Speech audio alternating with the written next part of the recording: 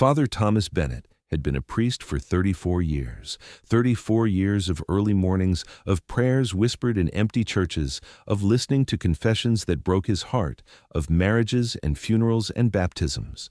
He served at St. Catherine's Church in Portland, Maine, a modest brick building built in 1952 that sat on the corner of Maple and 3rd Street. The church wasn't grand. The stained glass windows were simple, not the elaborate masterpieces you'd find in European cathedrals. The wooden pews were worn smooth by decades of worshipers. But it was home. December had always been Father Thomas's favorite time of year. The Advent season, the preparation for Christmas, the sense of anticipation that filled the church. Families came more often. The children's choir practiced carols that echoed through the sanctuary. The smell of pine from the Christmas tree near the altar mixed with the lingering scent of incense. But this December was different. This December, Father Thomas felt tired in a way he had never felt before. Not physically tired, though at 61 his knees ached when he knelt for too long. It was a tiredness of the soul. He had watched his congregation shrink year after year. The pews that once overflowed now had empty spaces, gaps that seemed to grow wider each Sunday. Young families moved away or simply stopped coming. The faithful elderly members were passing on, and fewer young people came to replace them. St. Catherine's had installed security cameras 2 years ago after a series of break-ins at churches across the city. 4 cameras total, 1 at each entrance, 1 in the main sanctuary pointing toward the altar, and 1 in the hallway near the administrative offices. Father Thomas had opposed them at first. A church should be a sanctuary, he had argued, not a place of surveillance. But the parish council had insisted, and he had relented. It was December 23rd, 2 days before Christmas. Father Thomas arrived at the church at 5:30 a.m. as he always did. The streets were still dark, streetlights casting yellow pools on the snow that had fallen overnight. He unlocked the heavy wooden door, feeling the familiar resistance, hearing the echo of his footsteps in the empty vestibule. The church was cold. The heating system was old and took time to warm the space. His breath formed small clouds in the air. He moved through his routine with practiced ease, turned on the lights in the sanctuary, their warm glow pushing back the darkness, checked that everything was in place for the morning mass at 7 a.m. The altar linens were clean and pressed, laid out by Mrs. Morrison, who had been caring for them for 40 years. The candles were ready. The missal was open to the correct page for the day's readings. Father Thomas went to the sacristy, the small room behind the altar where the vestments and sacred vessels were kept. He needed to prepare the chalice and paten to set out the bread and wine for the Eucharist. The sacristy was even colder than the sanctuary. He could see his breath more clearly here. He moved to the cabinet where the vessels were stored, his hands reaching for the key he wore on a chain around his neck. That's when he felt it. A change in the air. Not a temperature change, though the cold seemed to deepen. It was more like a presence, a sense that he was no longer alone. The hair on the back of his neck stood up. He turned slowly, expecting to see someone, perhaps an early parishioner who had come in quietly. But the sacristy was empty. The door to the sanctuary stood half open, just as he had left it. Father Thomas tried to shake off the feeling. Old buildings made strange noises. The mind could play tricks in the early morning darkness. He turned back to the cabinet, unlocked it, and began removing the chalice. His hands were shaking slightly, though he told himself it was just from the cold. Father Thomas carried the chalice and paten into the sanctuary, placing them carefully on the altar. The church was silent except for the old heating system beginning to rumble to life, pipes creaking and groaning as warm air started to move through them. He stood at the altar for a moment, looking out at the empty pews, at the Christmas tree with its white lights glowing softly in the corner, at the nativity scene set up near the front, Mary and Joseph and the empty manger, waiting for Christmas morning when the figure of baby Jesus would be placed inside. He walked back toward the sacristy to retrieve the cruets of water and wine. That's when he saw her. She was standing near the altar, to the left side, in the space where the statue of the Virgin Mary had stood for decades until it had been moved last year to make room for a new sound system. Father Thomas stopped mid-step, his heart suddenly pounding so hard he could hear it in his ears. It was a woman, but not like any woman he had ever seen. She wore robes of deep blue, the color of the sky just before night fully falls, and over her head was a white veil that seemed to glow softly with its own light. Her hands were clasped in front of her, and her face, oh, her face, was the most serene, peaceful thing Father Thomas had ever witnessed. She wasn't young, but she wasn't old either. She seemed somehow outside of age entirely. Father Thomas couldn't move, couldn't speak. His mouth opened, but no sound came out. He felt paralyzed, not with fear exactly, but with something else. Awe, complete and total awe. The woman, the figure, smiled at him. A gentle, knowing smile that seemed to reach right into his chest and touch something he thought had died years ago. She didn't speak, not with words, but Father Thomas heard her anyway, not in his ears, but in his mind, in his heart. Thomas, my son, you are not alone. You have never been alone. Tears sprang to Father Thomas's eyes, hot tears that spilled down his cold cheeks. He wanted to say something, wanted to ask who she was, though some deep part of him already knew. This was impossible. This couldn't be happening. Things like this didn't happen to ordinary priests in ordinary churches. Visions were for saints, for mystics, for people far holier than he would ever be. I am not worthy, he whispered, finally finding his voice. It came out cracked, broken. The figure's smile deepened, and again he heard her, felt her words inside him. None of you are worthy.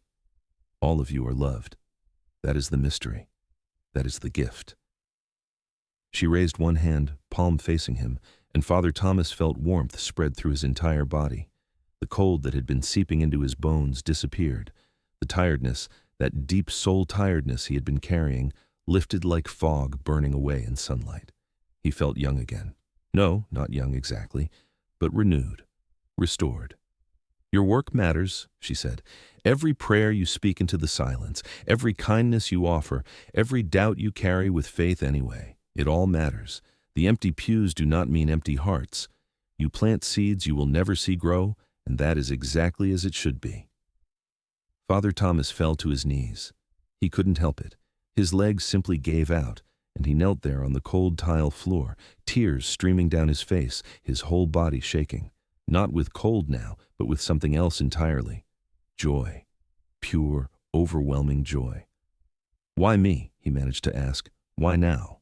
Because you needed to see, because Christmas is coming, and you had forgotten what it means, not the celebration, not the ritual, the truth at the heart of it all. God becomes small and helpless, wrapped in cloth, laid in straw. The Almighty chooses weakness, chooses love over power, chooses you. The figure began to fade then, not disappearing all at once, but gradually becoming more transparent, like morning mist dissolving. Father Thomas reached out one hand, a desperate gesture to make her stay. But she was already gone. The sanctuary was empty again, just him and the pews and the Christmas tree and the nativity scene with its empty manger. He stayed on his knees for a long time, crying quietly, his shoulders shaking. Father Thomas didn't tell anyone at first. What could he say? That he had seen the Virgin Mary? That she had spoken to him? It sounded insane, even in his own mind. He went through the morning mass in a daze, his voice speaking the familiar prayers while his mind replayed what had happened over and over. Had it been real? Had he imagined it? Was he losing his mind? The parishioners who attended, about 30 people, mostly elderly, didn't seem to notice anything different about him. Mrs. Morrison commented that he seemed particularly moved during the consecration, that his voice had trembled when he raised the chalice. He just nodded, unable to explain. After Mass, after the last parishioner had left and he had cleaned and put away the sacred vessels, Father Thomas sat in his office with his head in his hands. He needed to know. He needed proof, or confirmation, or something to tell him he wasn't going insane. The security cameras. The thought came to him suddenly. If she had been real, if she had really been standing there in the sanctuary, the camera would have recorded it. The camera that pointed toward the altar, that captured everything that happened in that space. Father Thomas had never looked at the security footage himself. That was handled by Dan Murphy, a retired police officer and parishioner who volunteered to monitor the system. But Dan had shown him once how to access the recordings, explaining that they were stored digitally and could be reviewed on the computer in the parish office. Father Thomas went to the office, his heart pounding again. He felt nervous, almost afraid. What if there was nothing there? What if the recording showed him standing alone in an empty sanctuary, talking to himself like a madman? But what if it showed something else? He turned on the computer, navigating through the folders until he found the security system software. His hands were shaking again. He selected the camera labeled Sanctuary Maine and scrolled back to 5:45 a.m., just before the encounter had happened. The footage was clear, surprisingly high quality. He watched himself enter the frame, carrying the chalice and paten, placing them on the altar. He watched himself stand there for a moment, then turn to walk back toward the sacristy. And then he watched himself stop. Freeze completely. Stare at something off-camera to the left. Father Thomas's mouth went dry. On the recording, he could see himself clearly, could see the expression on his own face change from neutral to shocked to overwhelmed, could see himself fall to his knees, could see his lips moving, speaking words the camera didn't record, could see him reach out one hand toward something, someone that wasn't there. The area where she had stood, where the figure in blue had been so clear and solid and real, was empty in the footage, completely empty. The camera showed only the space, the floor, the wall behind where she had been. Nothing else, no figure, no blue robes, no glowing veil, nothing. Father Thomas watched the footage 3 more times, hoping he had missed something, hoping the angle was wrong or the lighting had obscured her. But no, the recording was absolutely clear. He had been alone in that sanctuary, alone, kneeling, weeping, reaching out to absolutely nothing. He closed the computer and sat back in his chair, his mind racing. Had he hallucinated? Was it a mental break? He had read about such things, priests under stress experiencing religious visions that were really just psychological symptoms. But it had felt so real. The warmth had been real. The words had been real. The peace he still felt, even now, was real. Father Thomas thought about telling someone. Father Rodriguez, the younger associate pastor, was down in the parish hall preparing for the Christmas Eve service tomorrow night. He could go down there right now and explain what had happened.